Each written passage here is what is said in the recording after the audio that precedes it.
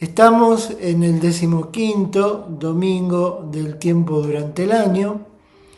Venimos leyendo el Evangelio de Mateo, recordando siempre que el objetivo de la liturgia en este tiempo es recorrer el camino de Jesús, su palabra, su persona, su mensaje, a través de la perspectiva de alguno de los 4 evangelios.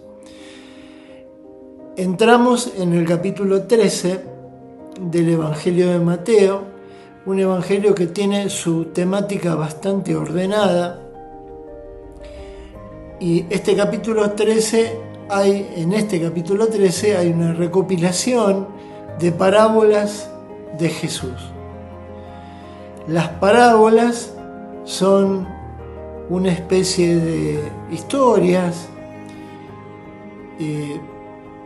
que forman parte del lenguaje de Jesús, un lenguaje popular, sencillo, para que las multitudes que se acercan a él lo puedan entender.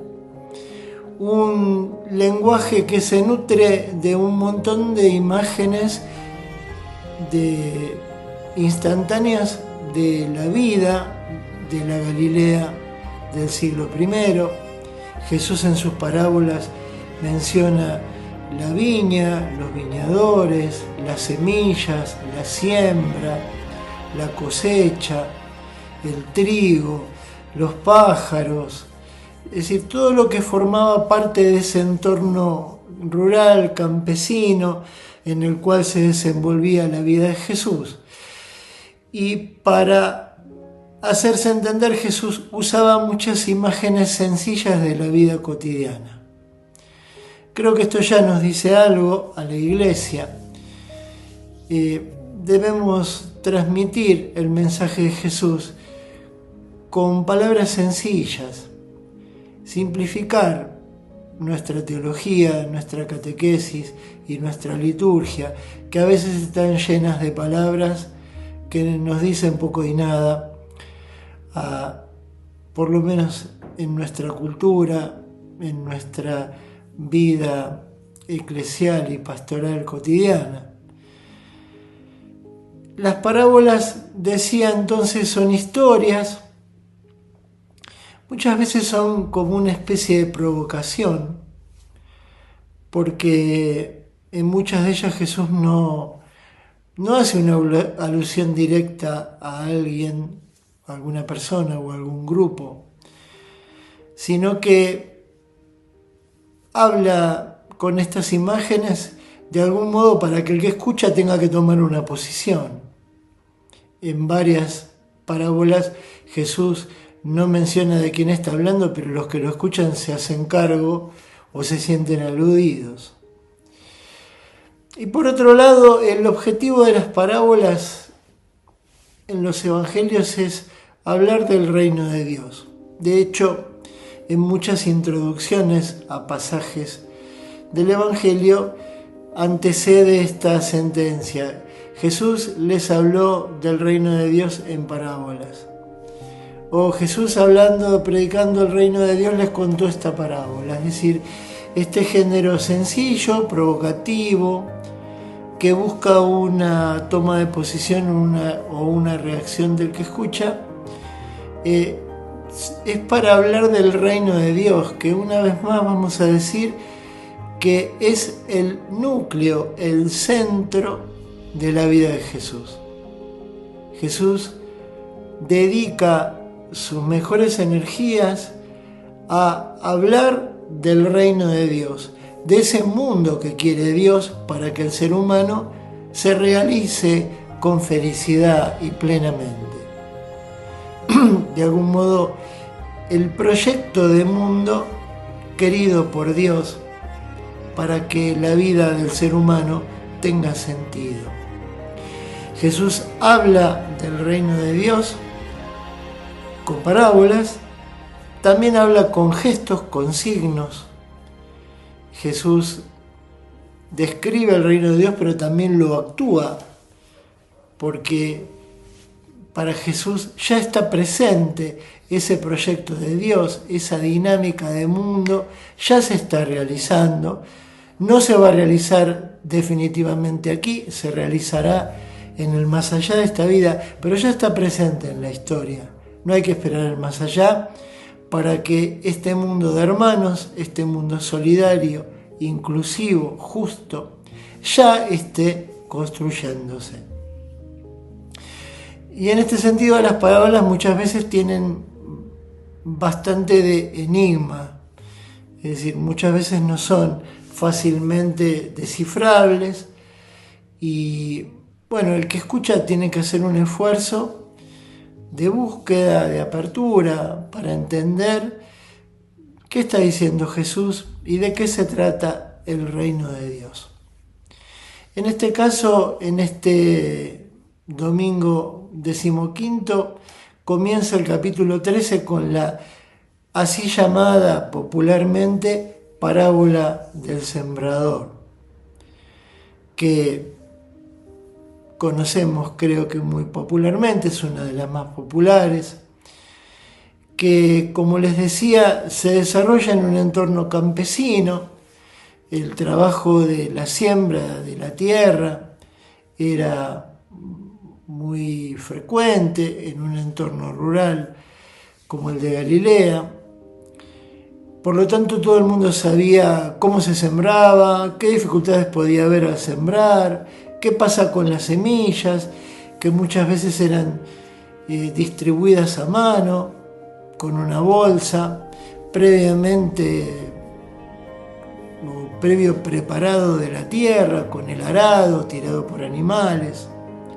Hoy todo eso es bastante diferente, pero el trabajo de la siembra y la cosecha era conocido. Por eso Jesús juega con la imagen del sembrador que sale a sembrar y que siembra multitud de semillas. Tal vez en la catequesis o en la pastoral tendemos a centrarnos en los distintos tipos de tierra en los que cae la semilla.